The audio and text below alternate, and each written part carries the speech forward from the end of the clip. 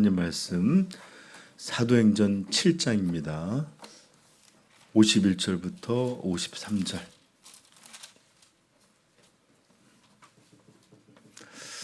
근데 여러분 이제 7장에 보면 전체적으로 스데반의 설교가 쭉 나오는데 우리 한번 일어난 김에 1절부터 한번 53절까지 한번 같이 한번 읽어보도록 하겠습니다.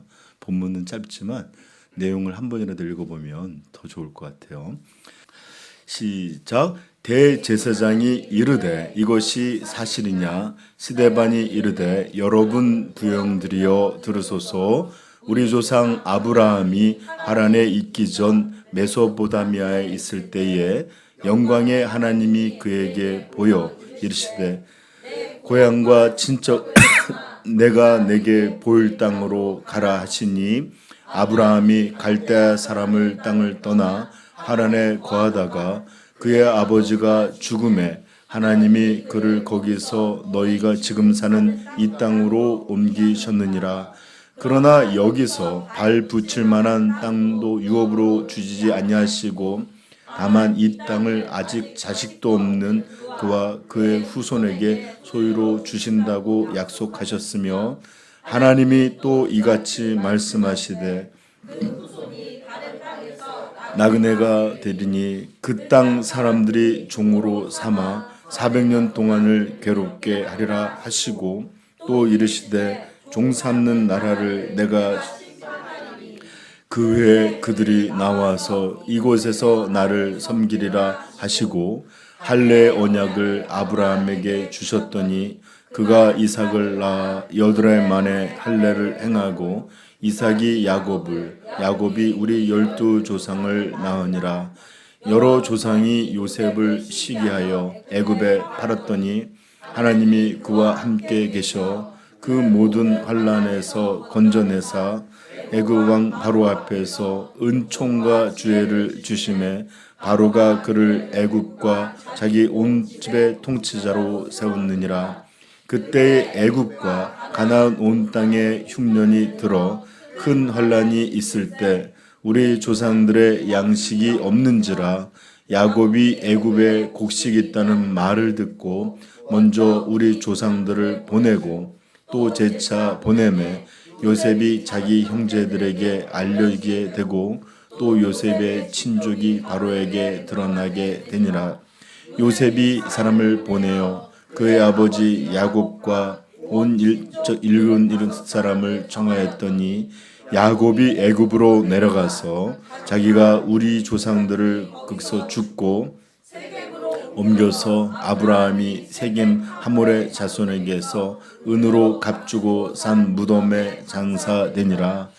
하나님이 아브라함에게 약속하신 때가 가까움에 이스라엘 백성이 애굽에서 번성하여 많아졌더니 요셉을 알지 못하는 새 임금이 애굽 왕위에 오르매 그가 우리 조상들에게 교활한 방법을 써서 조상들을 괴롭게 하여 그 어린 아이들을 내버려 살지 못하게 하려 할 때 그때 모세가 낳는데 하나님 보시기에 아름다운지라 그의 아버지의 집에서 3달 동안 길리더니 버려진 후에 딸이 그를 데려다가 자기 아들로 기르매 모세가 애굽 사람의 모든 지혜를 배워 그의 말과 하는 일들이 능하더라. 나이가 40이 되매 그 형제 이스라엘이 손을 돌볼 생각이 한 사람이 원통한 일 당함을 보고 보호하여 압제받는 자를 위하여 원수를 갚아 애굽 사람을 쳐 죽이니라. 그는 그의 형제들이 하나님께는 자기의 손을 통하여 구원해 주시는 것을 깨달으리라고 하였으나 그들이 깨닫지 못하였더라. 이스라엘 사람끼리 싸울 때에 모세가 와서 화형시키려 하여 이르되 너희는 형제인데 어찌 서로 해하느냐 하니 그 동물을 해치는 사람이 모세를 밀어뜨려 이르되 누가 너를 관리와 재판장으로 우리 위에 세웠느냐? 내가 어제는 애굽 사람을 죽임과 같이 또 나를 죽이려고 하느냐 하니 모세가 이 말 때문에 도주하여 미디안 땅에서 나그네 되어 거기서 아들들을 낳으니라. 40년이 참에 천사가 시내 한 광야 가시나무 떨기 불꽃 가운데서 그에게 보이거늘 모세가 그 광경을 보고 놀랍게 여겨 알아보려고 가까이 가니 주의 소리가 있어 나는 내 조상의 하나님 아브라함과 이삭과 야곱의 하나님이라 하신데 모세가 무서워 감히 바라보지 못하더라. 주께서 이르시되 내 발에 신을 벗으라. 내가 서 있는 곳은 거룩한 땅이니라. 이 백성이 읍에서 인도함을 내가 확실히 보고 그 구원 소리를 듣고 그들을 구원하려고 내려왔노니 이제 내가 너를 애굽으로 보내리라 하시니라. 그들의 말이 누가 너를 관리와 재판관으로 세웠느냐 하며 거절하던 그 모세를 하나님은 가시 떨긴 가운데에서 보이던 천사의 손으로 관리와 속량하는 자로 쳤으니 백성을 인도하여 나오게 하고 애굽과 홍해와 광야에서 40년과 기사와 표적을 행하였느니라. 이스라엘 자손에 대하여 하나님이 너희 형제 가운데서 나와 같은 선지자를 세우리라 하던 자가 곧 이 모세라. 시내 산에서 말하던 그 천사와 우리 조상들과 함께 광야 교회에 있었고 또 살아있는 말씀을 받아 우리에게 주던 자가 이 사람이라. 우리 조상들이 모세에서 복종하지 아니하고자 하여 거절하며 그 마음이 도리어 애굽으로 향하여 아론더러 이르되 우리를 인도할 신들을 우리를 위하여 만들라. 애굽 땅에서 우리를 인도하던 이 모세는 어떻게 되었는지 알지 못하겠노라 하고 그때 그들이 그 송아지를 만들어 그 우상 앞에 제사하며 자기로 손으로 만든 것을 기뻐하더니 하나님이 하늘 군대 섬기는 일에 버려 두셨으니 이는 선지자의 책에 기록된 바 이스라엘 집이여 너희가 광야에서 40년과 생과 제물을 내게 드린 일이 있었느냐. 몰록의 장막과 신 레판의 별을 받아들였으며 이것은 너희가 절하고자 하여 만든 형상이로다. 내가 너희를 바벨론 밖으로 옮기리라 함과 같으니라. 광야에서 우리 조상들에게 증거의 장막이 있었으니 이것을 모세에게 말씀하신 이가 명하사 그가 본 그 양식대로 만들게 한 것이라. 우리 조상들이 그것을 받아 하나님의 그들 앞에서 쫓아내신 이방인들의 땅을 점령할 때에 여호수아가 함께 가지고 들어가서 다윗 때까지 이르니라. 하나님 앞에서 하다 하나님의 처소를 준비하게 하여 달라고 하더니 솔로몬이 그를 위하여 집을 지었느니라. 그러나 지극히 높으신 이는 손으로 지은 곳에 계시지 아니하시나니 선지자가 말한 바 주께서 이르시되 하늘은 나의 보좌요 땅은 나의 발등상이니 너희가 나를 위하여 무슨 일을 짓겠느냐. 나의 안식할 처지가 어디냐. 이 모든 것이 다 내서 아니냐. 자, 이제 오늘 우리 본문입니다. 51절부터 53절 시작. 목이 곧고 마음과 귀에 할례를 받지 못한 사람들아 너희도 너희 조상들과 같이 항상 성례를 거스리는도다. 너희 조상들이 선지자 중에 누구를 박해하지 아니하였느냐. 의인이 오시리라 예고한 자들을 그들이 죽였고 이제 너희는 그 의인을 잡아 준 자요 살인한 죄가 되나니 너희는 천사가 전한 율법을 받고도 지키지 아니하였도다 아니라. 아멘. 자, 오늘 우리가 읽은 이 긴 내용의 성경 본문은 스데반의 설교라고 알려진 그런 내용입니다. 여러분, 스데반 이분이 누군지 아세요? 스데반. 스티브라고 불리기도 하는 스데반은 누구냐? 우리 한번 6장 5절 찾아볼까요? 읽어봅시다. 6장 5절 시작. 온 무리가 이 말을 기뻐하여 믿음과 성령에 충만한 사람 스데반과 빌립과 브로노고노와 나가노르와 디몬과 바메나와 유대교에 입교했던 안디옥 사람 니골라를 택하여. 예, 집사님 7을 선택했던 사람 중에 제일 먼저 등장하는 사람이 누구예요? 스데반. 네, 그러므로 이분은 스데반 집사님이세요. 자, 그러면 물어볼게요. 이 집사님의 설교가 지금 이루어진 곳은 어딜까요? 교회일까요? 회당일까요? 아니면 성전뜰이나 이런 데일까요? 어디서 이루어졌을까요? 6장 12절 한번 읽어볼까요? 시작.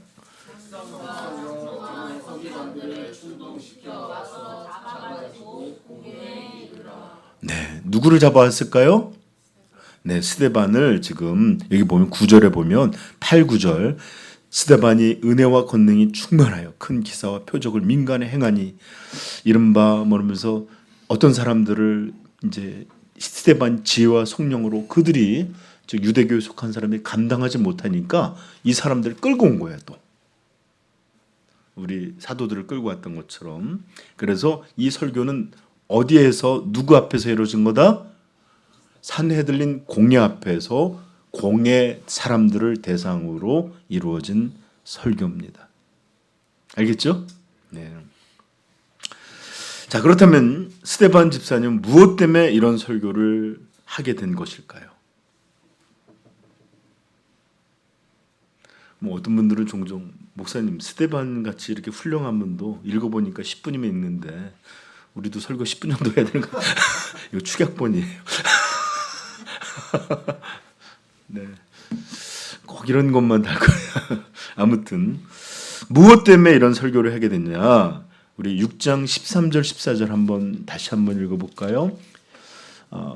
12절부터 시작. 백성과 장로와 서기관들을 충동시켜 와서 잡아가지고 공회에 이르러 거짓 증인들을 세우니 이르되 이 사람이 이 거룩한 곳과 율법을 거스러 말하기를 마지 아니하는도다. 그의 말에 이 나사렛 예수가 이곳을 헐고 또 모세가 우리에게 전하여 준 규례를 고치겠다 함을 우리가 들었도다 하거늘. 아멘. 즉 지금 이 사람은 막 끌려와서 사람들이 고발하는 거예요. 그가 성전을 모독했다. 그가 율법을 모독했다. 이런 고발을, 이런 혐의로 지금 공회 앞에 끌려오게 된 것입니다. 더 구체적인 내용으로는 예수님의 이름으로, 예수님이 그렇게 말씀하신 적이 있어요. 나중에 들려드리겠지만 이 성전을 헐라 내가 3일 만에 다시 세우리라. 이러면서 성전에 대한 이야기를 했다는 것과 추워요? 잠깐만요. 온도 하나만 올리겠습니다. 네. 그 다음에 또 율법을 고치겠다라는 말을 해서 함으로 이 완전한 것들을 모독했다라는 이런 고발로 잡혀오게 된 것입니다. 자, 지금 스데반이 받고 있는 이런 고발은 바로 예수님이 고발당했던 산헤들린 앞에 고발당했던 내용과 너무나 유사해요. 마태복음 26장 59절에 보면 이런 말씀이 나옵니다. 대제사장들과 온 공회가 예수를 죽이려고 그를 칠 거짓 증거를 찾음에 거짓 증인이 많이 왔으나 얻지 못하더니 후에 두 사람이 와서 이르되 이 사람의 말이 내가 하나님의 성전을 헐고 사흘 동안에 지을 수 있다 하더라. 네, 이러면서 성전에 대해서 이렇게 헐라 내가 짓겠다 뭐 이런 성전을 모독했다는 죄가 예수님을 죽이려고 했던 중요한 이유 중에 하나예요. 그리고 그분을 죽이려고 했던 가장 중요한 이유 중에 하나가 또 뭐였죠? 안식일에 병자를 고쳤다. 그러면서 말하기를 내 아버지가 일하니 나도 일한다. 이렇게 말하시기도 하시고 이렇게 자기들 말에 자기들이 규정한 어떤 율법을 따르지 않고 율법을 파괴하는 율법 파괴자라는 이유 때문에 처음부터 그를 죽이려고 했던 것입니다.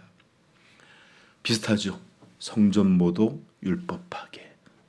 이게 지금 그 스데반이 지금 공회에 잡혀온 중요한 혐의입니다. 그러므로 지금 스데반 집사님은 이제 우리가 읽은 긴 설교를 하셨는데 이 설교를 우리가 잘 배워보면 알겠지만 이것은 자기 자신을 변호하고 자기 자신을 지키고 자기를 정당하거나 옹호하려고 하는 그런 내용이 아니에요. 오히려 하나님의 말씀을 통하여 말씀을 가지고 이스라엘을 향해 그들의 불신앙, 그들의 죄를 고발하고 있고 오히려 이것을 통해 영광의 주 예수 그리스도를 나타내려고 하는 것이 이 설교의 목적입니다. 자, 그렇습니다. 스데반은 자기 자신이 무죄하다 또는 자기 자신이 오해를 받고 있고 또 자기 자신이 억울한 일을 당했다 이렇게 항변하고 있잖아요. 오히려 이스라엘 전체의 역사를 쫙 그들이 다 받아들이고 있는 역사를 통해서 얼마나 이스라엘이 불순종의 역사를 살아왔는지 쭉 고발하면서 오히려 당신들은 심판대 위에 나를 심판하기 위해 서 있지만 오히려 스데반 집사님은 성령의 충만한 가운데 그들을 고발하고 심판하고 정죄하고 있는 거꾸로 된 일을 하고 있는 것입니다. 물론 이분의 설교가 이런 공예나 이스라엘을 저주하기 위함이 아니었어요. 여러분 설교자들이 죄에 대해서 오늘 죄에 대해서 드러내고 고발하고 정죄하는 것 이것은 돌이켜 회개하고 예수 그리스도를 믿어 구원받게 하려는 것이지 이것이 여러분들을 정죄하거나 비난하거나 또는 여러분 이러려고 하는 것이 아닙니다. 바로 이것이 죄를 고발하는 고발의 목적이요. 바로 이것이 죄를 정죄하는 이유요. 바로 이것이 심판을 죄에 대해 심판을 선언하는 하나님의 말씀의 뜻입니다. 그러므로 스데반도 그들의 죄를 이렇게 쫙 선언하면서 심판하면서 그들이 이제는 회개하고 부디 우리를 위해 이 땅에 오신 예수 그리스도를 죽인 것들을 회개하여 돌이킬 수 있기를 소망하며 이런 말씀을 전했던 것입니다. 아멘. 자, 그래서 오늘 만약에 우리가 지난번처럼 베드로의 설교를 한 달, 두 달 막 이렇게 찾아보는 것처럼 또 길겠죠? 뭔 소리야? 소리 안 들렸어? 어디서 났을까? 강하고 급한 바람 같은 것이 있어. 우리에게도. 네. 아무튼 그래서 여러분 오늘은 1시간 안에 이 설교를 전부 여러분한테 소개하고 마치려고 합니다. 잠시 이제 긴 설교를 좀 살펴볼 텐데 스데반은 우선 성경의 인물들로부터 그 설교를 시작하고 있는데 첫 번째가 누구였죠? 아브라함입니다. 아브라함은 안 보셔도 돼요. 아브라함은 갈대와 우르에 살고 있을 때 한마디로 말하면 메소포타미아라고 지역에 살고 있을 때 하나님의 부르심을 받아서 갈 바를 알지 못하고 가셨는데 하나님이 가나안 땅에 이르러서 이 땅을 너와 내 자손에게 주리라 이렇게 약속해 주셨어요. 그러나 사실 아브라함은 그 땅을 소유해 본 적이 없어요. 단지 약속만 받았어요. 계속 그는 유목민처럼 떠돌아다녔고 단지 하나님의 언약 너와 자손에게 이 땅을 줄 것이다.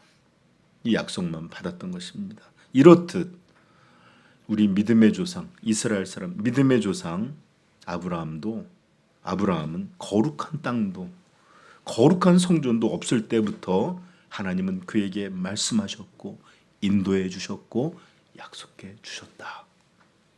이 얘기를 하고 있는 거예요. 또 요셉의 이야기도 들려주는데 여러 조상이라 그랬죠. 야곱의 12 형제들 중에 야곱은 유독 요셉을 사랑했어요. 왜 그랬죠? 라헬이라고는 진짜 사랑했던 아내에게서 난 거의 유일한 아들이었어요. 그러다 보니까 요셉을 채색 옷 입히고 형들은 일터에 내보낼 때 집에 데리고 있을 정도였는데, 아무튼 이 형들이 시기해서 이놈 새끼를 죽이자 했는데, 그를 죽일 게 아니라 그러면서 애굽의 종으로, 노예로 팔아 넘기게 됩니다. 그런데 하나님은 그를 그곳 가운데서 동행하셨고 구원해 주셨고, 또 그로 애굽이라고 하는데 총리가 되게 하셔서 나중에 온 그 지역이 가뭄으로 다 죽어질 때 이스라엘을 구원하시는 하나님의 중요한 구원의 도구와 손이 되는 이런 일들을 행하셨습니다. 우리 10절 11절 한번 같이 읽어볼까요? 시작. 그 모든 환난에서 건져내사 애굽왕 바로의 앞에서 은혜와를 주심에 바로가 그를 애굽과 자기 온 집의 통치자로 세우셨느니라. 그때 애굽과 가나안 온 땅이 큰 환난이 있을 때 우리 조상들의 양식이 없는지라. 그러면서 이런 일이 있었어요. 그렇습니다. 요셉도 성전이 없는 곳에서, 아닌 곳에서 하나님은 그를 인도하셨고 동행하셨고 구원을 베풀어 주신 그런 하나님이셨습니다. 자, 이제 등장하는 모세 이야기도 마찬가지입니다. 하나님은 이 야곱의 형제들이 들어가서 요셉이 총리를 했던 곳에 정착하게 돼요. 고센 땅에. 근데 시간이 지나면서 요셉의 혜택을, 은혜를 알지 못했던 새 왕이 왔는데 이스라엘이 너무 커진 거예요. 그러니까 외부의 적과 내부에 있는 이 종족이 만나서 합의를 하면 우리 이집트도 무너질 수 있겠구나 해서 그들을 엄청나게 박해합니다. 아들이 남자 군인이 될 수 있는 남자들이 태어나면 죽이거나 또는 애국 그 나일강에 버리는 이런 일들을 하게 됐었어요. 그런데 하나님께서는 이 아이를 살려주셨을 뿐만 아니라 애굽 왕실에 이렇게 왕자처럼 그 공주에게 입양되게 하는 그런 일들도 베풀어 주셨습니다. 그래서 하나님께서는 이 모세를 아무튼 사건들이 아시죠, 여러분? 이렇게 이스라엘을 괴롭히던 히브리 사람을 괴롭히던 애굽 사람을 때려서 죽이고, 또 이런 일이 있었던 걸 다음 날 형제들끼리 싸우니까 같은 동포끼리 왜 싸우느냐 그랬더니 네가 어제 애굽 사람을 쳐 죽였듯이 우리도 그렇게 할 거냐? 그러면서 그게 발각나서 도망을 가게 되죠. 아무튼 그런 그 광야에서 하나님은 그를 부르셨고 이 모세를 통해서 출애굽이라고 하는 놀라운 은혜를 베풀어 주셨습니다. 여기에도 성전은 없었고 오히려 거친 광야에서 하나님은 출애굽한 그 광야에서 놀라운 은혜를 베풀어 주셨는데 38절 한번 읽어볼까요? 시작. 시내 산에서 말하던 그 천사와 우리 조상들과 함께 광야 교회에 있었고 또 살아있는 말씀을 받아 우리에게 주던 자가 이 사람이라. 아멘. 즉 성전이라 불리는 사람이 만든 건물이 아니라 살아계신 하나님은 모든 곳이 그의 교회이고 어디서든지 그의 종들을 통해서 살아계신 말씀을 베풀어 주시는데, 너희가 그렇게도 존중하는 이 모세야말로 광야에, 성전이 아닌 광야 교회에서 우리에게 말씀을 주던 이가 너희가 그렇게 존중하는 모세 바로 이분이다. 그리고 이제 성전이 어떻게 됐냐면 그 모세가 광야에서 하늘에 그 하나님이 보여주신 것을 따라 장막을 만들었던 그것을 다윗과 솔로몬 시대에서 모세가 보이셨던 그 양식을 따라 지으게 된 것이 바로 성전이다라고 들려주면서, 그러나 그 성전마저도 어떤 곳이냐? 48절부터 50절 시작. 그러나 지극히 높으신 이는 손으로 지은 곳에 계시지 아니하시나니. 일단 성전이라고 하는 건 이거 하나님이 친히 만드신 게 아니라 사람의 손에 만들어진 것이라는 거예요. 그렇죠? 선지자가 말한 바 계속 읽읍시다. 주께서 이르시되 하늘은 나의 보좌요 땅은 나의 발등상이니 너희가 나를 위하여 무슨 집을 짓겠으며 나의 안식할 처소가 어디 있느냐. 이 모든 것이 다 내 손으로 지은 것이 아니냐 함과 같으니라. 아멘. 심지어 이 성전을, 예루살렘의 큰 성전을 처음 지은 솔로몬조차도 기도할 때 이 땅과 하늘이라조차도 우리 하나님을 받아두기에 모자르거늘 우리가 지은 이 성전이겠나이까. 그러면서 단지 이 성전은 하나님 우리를 이곳에서 만나 주시겠다는 작은 표요, 구별된 장소 정도로만 이해했지, 하나님이 이곳에 어떻게 이 장소에 갇혀 계시는 분이 아님을 처음서부터 의식하고 있었고 선포했습니다. 온 땅에 온 우주를 창조하신 그 하나님은 인간이 만든 어떤 장소, 어떤 곳, 이곳에 갇혀서 거기서만 왕노릇하시는 그런 하나님이 아니시고 온 우주의 전능한 창조주요, 전능한 통치자이심을 분명히 우리에게 들려주고 있습니다. 아멘. 여러분, 당시 이스라엘에는 성전이라는 곳이 굉장히 우상화되어 있었습니다. 예수님 당시에도 예수님이 비판을 해요. 너희가 하나님의 이름으로 맹세한 건 지키지 않아도 되고 성전으로 맹세한 것은 지키라 하는도다. 이런 말씀을 하셨어요. 성전은, 그래서 이스라엘 사람들은 당시의 종교 지도자들은 오직 하나님을 만날 수 있는 유일한 장소로, 하나님이 계신 유일한 곳으로 막 이런 식으로 이 성전을 신성화하고 우상화하고, 오죽하면 하나님의 이름으로 맹세한 것은 지키지 않아도 되지만 성전의 것으로 맹세한 자는 지킬지어다, 이런 얘기까지 나올 정도로 이런 무섭게 우상화되어 있는 곳에 예수님이 뭐라고 하셨는지 압니까? 요한복음 2장 19절입니다. 찾아보십시다. 요한복음 2장 19절.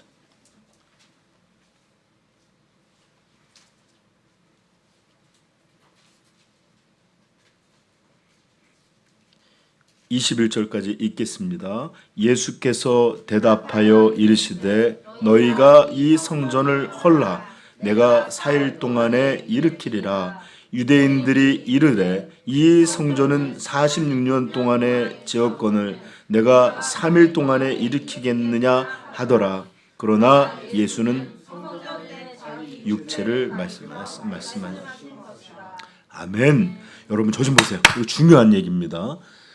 구약에 있는 모든 것은 다 예표고 하나의 사인이고 미니어처 같은 것이에요. 그래서 그 실체는 무엇이냐? 바로 모든 예언이 예수 그리스도라는 이분을 가리키고 이분을 보여주고 이분 안에서 완성되는 것입니다. 성전, 뭐 하는 곳이죠? 하나님이 갇혀 있는 곳이 아니에요. 하나님이 거기 안에서만 거하시는 곳이 아니에요. 하나님이 내가 너희를 거기서 만나리라 하셨던 곳이 성전이에요. 그리고 그것도 하나의 그냥 작은 예시로, 참된 것이 오기 전에 모형으로 주어진 것이에요. 참된 것은 뭐였어요? 십자가와 이 대속과 부활로 3일 만에 살아나신 이 예수 그리스도야말로 하나님이 우리와 만나시게 되는 참된 성전이다 라는 것이 성경의 말씀이에요. 아멘. 그러므로 이 구약에 아무리 화려했던 성전도 사실은 진짜 영원히 하나님을 만날 수 있게 하는 예수 그리스도라는 성전을 가리키기 위한 예표요 모형일 뿐이지 진품이 아니었어요. 그런데 사람들은 이것이 성전을 모독했다. 이 하나님의 거룩한 거 헐라 내가 다시 지으라 이랬다고 그래서 그를 성전 모독의 죄로 그들은 분노했고 예수를 죽이려고 했던 것입니다. 스데반 때도 동일합니다.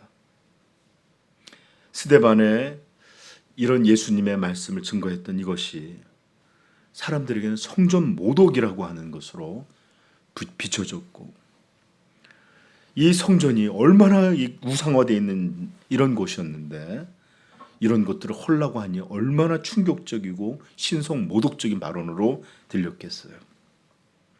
결국 이것이 바로 스데반을 고발했고 죽이려고 했던 결정적인, 돌로 쳐 죽이는 결정적인 원인 중에 하나가 됩니다.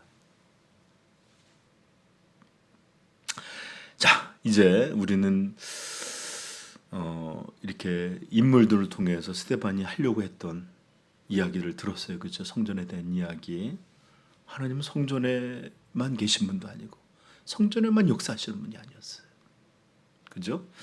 자, 잠시 우리는 스데반의 설교에서 등장하는 공통점 두 가지를 찾아볼 건데, 이렇게 많은 예화를 하면서 두 가지 공통점이 있는데, 첫째는 뭐냐?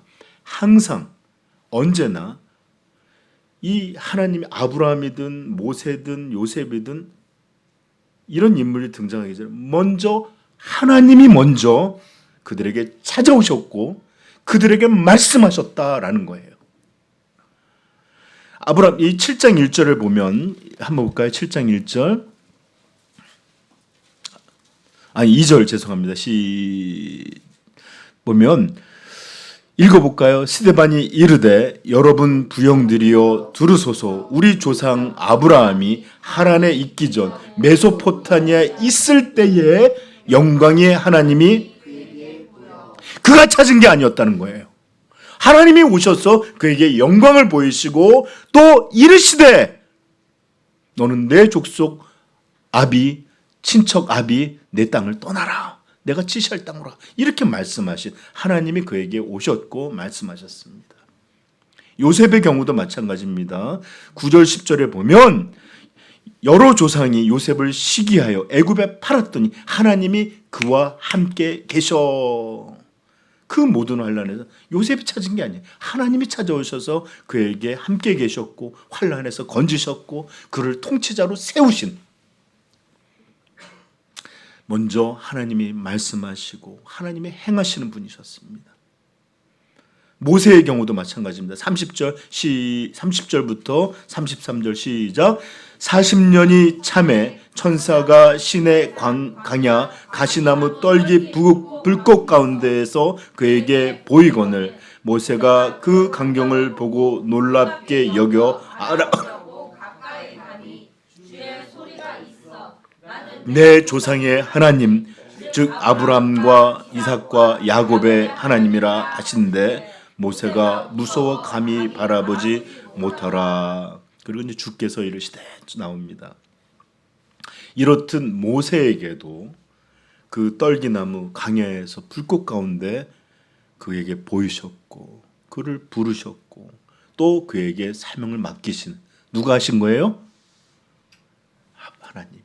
모세가 찾은 게 아니었어요. 그리고 간접적인 내용이지만 52절에도 한번 보시면 7장 52절 보시면 여기 보면 너희 조상들이 선지자들 이런 나오잖아요. 그렇죠? 예. 선지자들에게도 하나님이 먼저 부르시고 그들에게 말씀하신 것이지 선지자들이 열심히 찾아내어서 하나님의 말씀을 발견한 것이 아니었어요. 이렇게 하나님의 역사는 항상 그가 먼저 찾아오시고 말씀하시고 행하시는 역사였습니다. 그러므로 우리는 우리에게 베풀어 주신 이 구원과 모든 베풀어 주신 이것들이 다 하나님께서 우리가 그를 부르기 전에, 알기도 전에 독생자를 우리를 대신하여 죽으신 것도 그렇고 또 우리에게 주시는 모든 선물도 우리가 찾아서가 아니라 그가 먼저 베풀어 주셔서 이렇게 얻게 된 은혜임을 여러분 분명히 깨닫게 되기를 축복합니다. 이 과학자들이 참 찾기 어려워하는 게 있는데 어떤 것이 붕괴되는 선과 또는 증발하는 선에 이렇게 균형을 잘 찾기가 어려워요. 그러니까 뭐 이렇게 균형점이라고 하죠. 추운 것과 따뜻해서 졸리는 그 경계선을 제 온도를 찾기가 너무 어려워. 조금 추우면 이렇게 좀 졸진 않는데 그걸 좀 추워서 올려놓으면 또 살짝 눈이 풀어지는 이 온도가 도대체 몇 도일까요? 아무튼 잘 일어나셨어요. 자, 여러분 요한일서 4장 19절에 이렇게 말합니다. 우리가 사랑함은 우리가 먼저 사랑한 것이 아니라 뭐라고 말하냐면 우리가 사랑함은 그가 먼저 하나님이 먼저 예수께서 먼저 우리를 사랑하셨습니다. 아멘. 아멘. 여러분 이렇게 여러분들이 나와서 하나님 앞에 예배할 수 있게 된 것, 또 하나님을 소망하고 소중히 여기게 된 것, 어떤 내가 훌륭해서? 아니, 하나님이 우리를 먼저 사랑하셨기 때문입니다. 아멘. 이런 은혜를 깨닫게 되기를 바랍니다. 자, 그 다음에 이 스데반의 설교에서 두 번째 특징은, 두 번째 공통점은 항상 하나님이 보내신 사람에 대해서 백성들은, 이스라엘 백성들은 조상 때부터 반복해서 거절하고 거부하고 핍박해 왔다는 것이에요. 하나님이 어떤 이들에게 찾아오셔서 그들을 통해서 구원을 베풀려 보내면, 이렇게 누구를 선택하면 항상 이스라엘은 그런 사람들에 대하여 거절하고 거부하고 핍박해왔던 이런 일들이 반복되는 일들이 또 설교에서 보여집니다. 여러분, 하나님은 요셉이라고 하는 사람을 택하셔서 어릴 때부터 그에게 꿈으로 그를 통해서 베푸실 구원들을 보이셨는데, 이 형제들은 어떻게 했습니까? 형제들이라고 하지 않고 이스라엘 조상들이라고 그랬어요. 왜 그렇게 표현했을까요? 조상 때부터 너희들이 조상으로 부르는 그 조상 때부터 하나님이 택하신 자를 시기하여 애굽으로 노예를 팔아버리고 하나님이 세우셨던 자를 받게 했던 그 조상들, 그리고 너희는 그 손이고 똑같은 짓을 계속하고 있다. 자, 모세에 대해서도 이렇게 말하고 있습니다. 35절 읽어볼까요? 시작. 그들의 말이 누가 너를 관리와 재판관으로 세웠느냐 하며 거절하던 그 모세를. 이스라엘은 모세, 너희들 지금 그렇게 모세 하면서 모세가 준 율법 그런다지만 모세, 이때 너희 조상들 계속해서 그를 거부하고 이래 왔다는 것입니다. 39절 시작. 여기 보면 중요합니다. 시작. 우리 조상들이 모세에게 복종하지 아니하고자 하여 거절하여 그 마음이 도리어 애굽으로 향하여. 보세요. 우리 조상들이, 그리고 너희는 그 후손들이라는 거예요. 하는 짓이 똑같아요.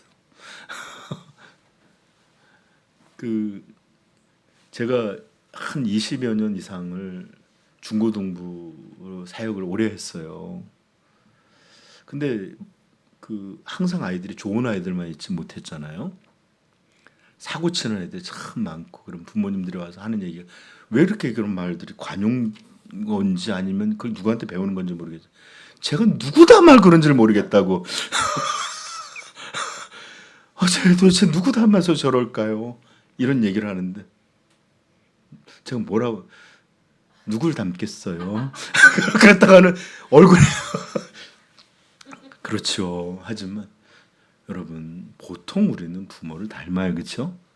근데 좋은 점은 잘 안 닮아요. 부모도 좋은 점이 참 많은데 안 좋은 점을 왜 이렇게 잡는지 모르겠어요. 피곤하신 분들은 우리 한번 기지개 한번 배워볼까요? 너 기지개를 펴할 때 왜 이래? 더워요. 너는 또. 이 경계가 도대체 얼마일까? 내렸어. 자, 이렇게 우리 조상들이 그를 불순종했는데 여러분 이 출애굽한 내용을 한번 보시면 알겠지만 끊임없이 모세가 하나님 앞에 기도하는 내용 중에 하나 뭔지 압니까? 이스라엘의 모세를 대적하여 자꾸 이런 일 때마다 하나님, 하나님, 그가 많이 기도하게 했던 것들이 바로 이 모세를 향해서 하나님의 인도하심에 대해서 그렇게 이스라엘이 대적하고 반항하고 비난하고 이런 일들이 얼마나 많았는지 몰라요. 또 선지자들은 어떻습니까? 여러분 예레미야 한번 읽어보시면 알겠지만 예레미야는 이스라엘 향해서 그렇게 울며 돌아오라고 했지만 그럴 때마다 왕이 또 귀족들이 수많은 또 심지어 제사장들이 그를 땅굴에 가두고 심지어 죽었는지 살았는지도 모르게 버려둔 때도 있고 끊임없이 고난을 당합니다. 어디 그만 그랬습니까? 많은 신실한 하나님의 말씀을 전했던 자들에게 전하지 말라고 때리기도 하고 가두기도 하고 왕이 죽이기도 하고 이게 바로 이스라엘 역사가 계속해서 해왔던 조상 때부터 지금까지. 그래서 오늘 본문이자 스데반의 설교의 결론은 이것입니다. 51절부터 시작. 목이 곧고 마음과 기회를 받지 못한 사람들아 너희도 너희 조상과 같이 항상 언제나 성령을 거스르는도다. 너희 조상들이 선지자들 중에 누구를 받게 하지 아니하였느냐? 하나님의 말씀이라고 받은 적이 없다는 거예요. 받게 하지 아니하였느냐? 의인이 오시리라 예고한 자들을 그들이 죽였고 이제는 너희는 그 의인을 잡아준 자요 살인한 자가 되나니 너희는 천사가 전한 율법을 듣고도 지키지 아니하였도다 하니라. 아멘. 이 말이 이겁니다. 너희는 이번 일에서뿐만 아니라 항상 언제나 너희 조상들처럼 하나님을 거슬려 왔고 하나님의 보낸 사람들을 대적해 왔고 거부해 왔던 이것이 너희 전통이요. 이것이 너희의 본 모습이다. 그리고 이 거절, 이 폐역의 끝은 의인이 오시리라 라고 메시아가 오시리라 라고 예언했던 선지자들을 박해하고 죽이고 못하게 말하지 못하게 이랬던 것도 모자라서 이제 성경이 약속했던 그 의인, 그 메시아 예수 그리스도 구원자가 왔을 때 이 의로운 자들을 너희가 죽인 살인자들이다. 이렇게 선언하고 있는 것입니다. 그러므로 율법에 대해서 너희가 받았고 율법을 가진 자로 지금 너희가 심판하고 있지만 너희야말로 진정 율법을 지키지 않는 자들이요. 왜? 살인한 자들입니다. 너희야말로 진정 너희야말로 율법을 모독하는 자들이 아니냐. 이렇게 지금 스데반은 그들을 향해 외치고 있습니다. 여러분 율법만 그렇습니까? 성전 모독도 마찬가지입니다. 성전 건물을 하나님이 주신 방식대로 아니라 자기 멋대로 우상화시켜서 그것을 지키려고 참 성전이었던 예수 그리스도를 죽이는 이런 터무니없고 미친 짓을 저지른 것입니다. 그래서 스데반은 그들을 향해서 긴 설교를 또 꾸짖고 있는 거예요. 성전을 우상화시키고 참 성전이신 예수를 죽인 너희야말로 진정 성전 모독죄를 지은 성전을 모독한 그런 사람이 아니냐 고발하고 있는 것입니다. 여러분 이제 스데반의 설교를 듣고 생각해 보십시오. 공회에서 그들을 심판하고 있는 이들이 정말로 성전을 지키고 율법을 지키는 사람입니까? 아니면 진짜로 이들이야말로 성전을 모독하고 하나님의 율법을 훼손하여 모독하고 있는 그런 사람들은 아닙니까?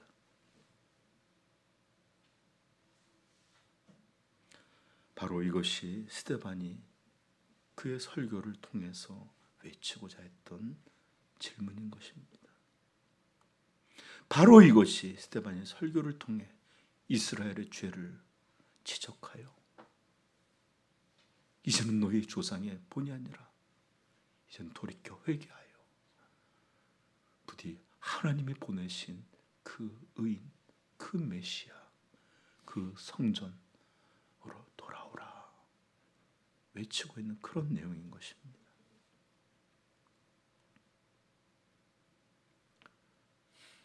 그러나 그런 안타깝고 그런 통렬한 비판 앞에서도 이스라엘은 어떻게 했습니까? 우리 한번 읽어볼까요? 54절 시작.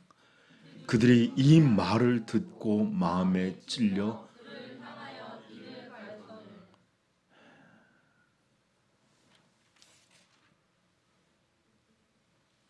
하나님은 종종 죄를 깨닫게 하시고 보이실 때가 있어요. 그럴 때 어떤 이들은 무릎을 꿇고 어찌할꼬 형제요, 이 큰 죄를 어찌할꼬 하면서 탄식하며 회개하기도 하지만 어떤 이들은 이럴 때 더 이를 갈며 그 고발한 자를 어떻게 해요? 돌로 쳐 죽이고자 하는 이런 일을 행하기도 합니다. 저는 시편 49편 20절 말씀으로 여러분 읽어드리겠습니다. 존귀하나 깨닫지 못하는 사람은 멸망하는 짐승 같도다. 하나님은 여러분들에게 죄를 깨닫게 하심으로 계속해서 회개와 생명의 기회를 주시는데 거듭 거절하고 멸망으로 가는 자들이 있습니다. 존귀에 처하나 깨닫지 못하는 자는 멸망하는 짐승 같도다. 하나님은 여러분들에게 자꾸 기회를 주시려고 예배의 자리로 부르고 성경을 배울 수 있는 자리로 부르고 복음을 들을 수 있는 자리로 부르나 이것을 점점 거절하고 멸망으로 들어갔던 이런 이스라엘의 본을 담지 않기를 축복합니다. 저는 오늘 우리 사랑하는 성도님들에게 묻고 싶습니다. 혹 우리는 이런 이스라엘 사람들의 이런 악한 모습을 담고 있지는 않습니까? 혹 우리는 신앙이 있다고 하나 오히려 신앙을 자랑하는 일은 하나 오히려 하나님을 모독하는 채 살아가고 있지는 않습니까? 한번 생각해 보십시다. 우리는 교회에서 어떤 일이 있다면 잘 순종해요. 우리 성도들 다 착해요. 그러나 하나님의 말씀 앞에서 그분의 뜻 앞에서 그가 보이시는 이런 죄의 고발 앞에서 우리는 완고하게 거절하고 외면하고 살아가고 있지는 않습니까? 신앙의 외적 틀이나 전통들, 성탄절 예배도 드리고 추수감사 이런 것들은 열심히 지키지만 진정으로 마음으로 돌이켜 하나님을 찾고 구하는 일에는 인색하고 있지는 않습니까? 그리스도를 믿는다고 말은 하고 있지만 그 분이 내 삶을 다스리도록 하지 않고 거부하고 외면함으로 그렇게 내 멋대로의 욕망의 삶, 육체의 삶, 죄의 삶을 살고 있지는 않느냐는 말입니다.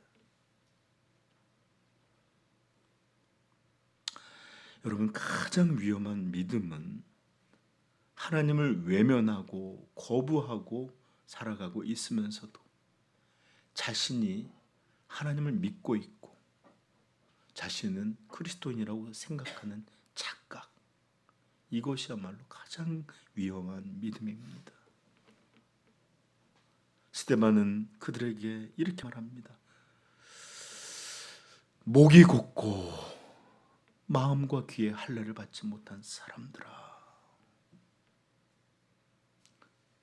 우리는 어떠합니까? 우리도 목이 곧고 마음과 귀에 할례를 받지 못한 그런 사람들은 아닙니까? 여러분, 참된 신앙은, 참된 믿음은 형식이 아니라 마음에서 이루어집니다. 그래서 제가 전에 얘기했죠. 기독교 종교를 하트 릴리전, 마음의 종교다. 참 믿음은 성전이라는 교회 외적 이런 틀에서 이루어지는 것이 아니라 진실한 마음으로 참 성전이신 예수 그리스도를 사랑하여 그분에 붙들려 사는 것, 이게 바로 신앙입니다. 교회를 깨끗이 청소를 하면서도, 할 줄 알면서도 자기의 성전 되신 그리스도가 계신 곳은 치우지 못할 때 얼마나 우리가 많습니까? 여러분, 참 믿음은 말씀과 율법의 내용을 잘 아는 것이 아니라 그것에 순종하여 살아가는 것이야말로 진정한 믿음입니다. 오늘 스데반의 이 간절한 설교를 통해 다시 한번 겸손히 우리의 모습을 살펴보시고 다시 한번 참된 신앙의 자리, 돌이킴의 자리로 우리 하나님 앞에 나아갈 수 있기를 간절히 축복합니다. 기도하겠습니다.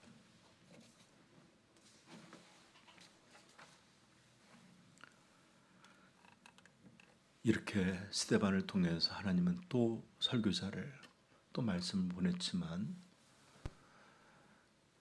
이스라엘 사람들은 이마저 돌로 쳐 죽이는 이런 일들을 행할 것입니다.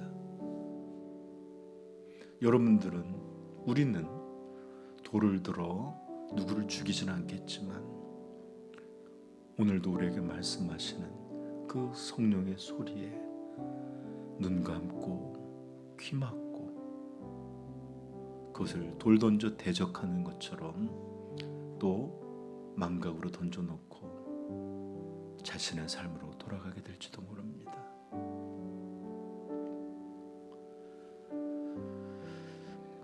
이 시간에 다시 한번 여러분에게 권면하는데, 여러분 부디 성령의 소리를 외면하지 마시고 그것에 순종하여 우리 주님을 사랑하고 그분을 섬기고 그분을 향하여 살아가는 귀한 성도들 되기를 우리 주님의 이름으로 축복합니다. 우리 오늘 설교를 기억하면서 다시 한번 마음의 길을 돌이키는 그런 기도의 시간을 갖겠습니다. 기도하겠습니다.